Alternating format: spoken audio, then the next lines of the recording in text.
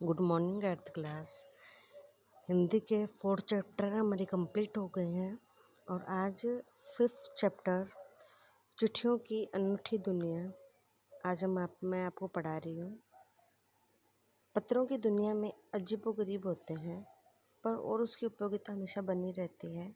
पत्र जो काम कर सकते हैं वह संचार का आधुनिकतम साधन नहीं कर सकता। देखिए, पहले क्या थे, हमारा संचार का साधन या हमें अपने एक बात को दूसरी बात तक पहुंचाने का साधन क्या था? चिट्ठी थी। ठीक है, चिट्ठियों के माध्यम से ही लोग अपने मनों की बातों को अपने प्रियजनों या आत्मीय या सगे संबंधियों तक पहुंचाते थे।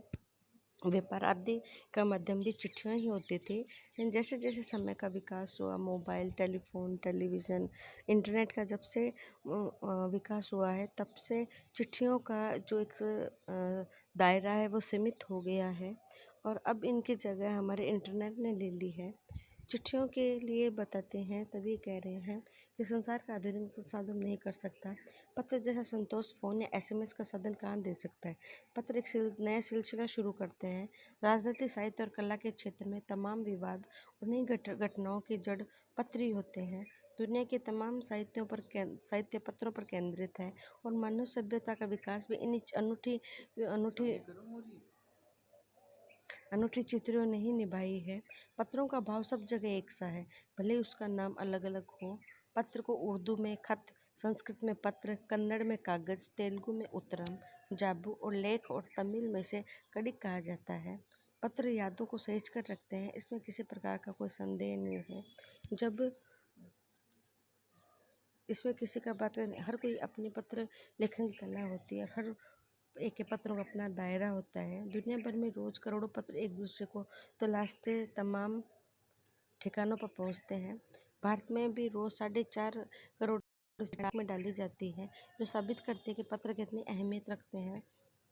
आप जानते हैं कि पत्र में क्या होता है।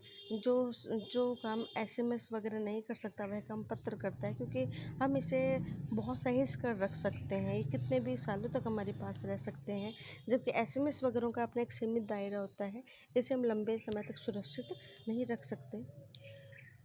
पंडित जवाहरलाल नेहरू ने सन 1953 में सही कहा था कि हजारों साल तक संचार का साधन केवल सरकारें, रनर्स या फिर तेज घोड़े ले रहे हैं। उसके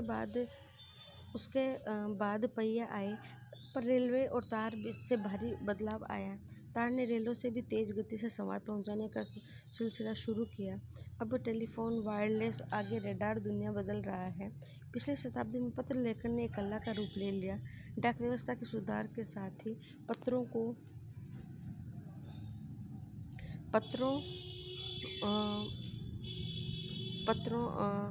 को सही दिशा देने के लिए विशेष प्रयास किए गए। पत्र संस्कृति विकसित करने के लिए स्कूली पाठ्यक्रम में पत्र लेखन का विषय भी शामिल किया गया है। भारतीय नहीं, दुनिया के कई देशों ने प्रयास किया कि विश्व डाक संघ ने अपनी ओर से काफ़ी प्रयास किए। विश्व डाक संघ की ओर से 16 वर्ष से कम आयु के बच्चों को पत्र लेखन प्रतियोगिताएं आयोजित करने का सिलसिला 1972 में हुआ। यह सही है, खास तौर पर बड़े शहरों और महानगरों में संचार के साधनों के तेज विकास और अन्य कारणों से पत्रों में आवाजाही प्रभावित होती है। पर विद्यार्थी दुनिया आज भी चिट्ठियों से ही चल रही है। फैक्स, ईमेल, टेलीफोन, मोबाइल चिट्ठियों की तेजी से रोका है, पर व्यापारिक डाक की संख्या लगातार बढ़ रही है।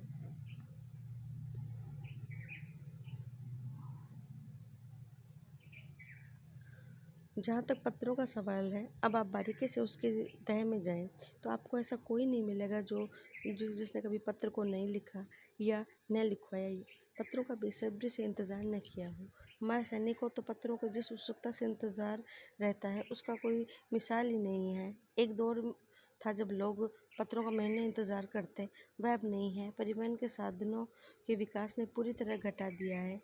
पहले लोगों के लिए संचार का इकलौता साधन चिट्ठी ही थी और आज भी साधन विकसित हो चुके हैं। आज देश में ऐसे लोगों की कमी नहीं है जो अपने पुरखों की चिट्ठियों को सहेज कर या संजोकर विरासत में नहीं रखते, या फिर बड़े बड़े लेखक, व्यापारी जो आदि होते हैं वो इन्हें नहीं रखते हैं। चिट्ठियों का मैंने आपको बताया कि चिट्ठियों का एक दायरा सीमित होता था।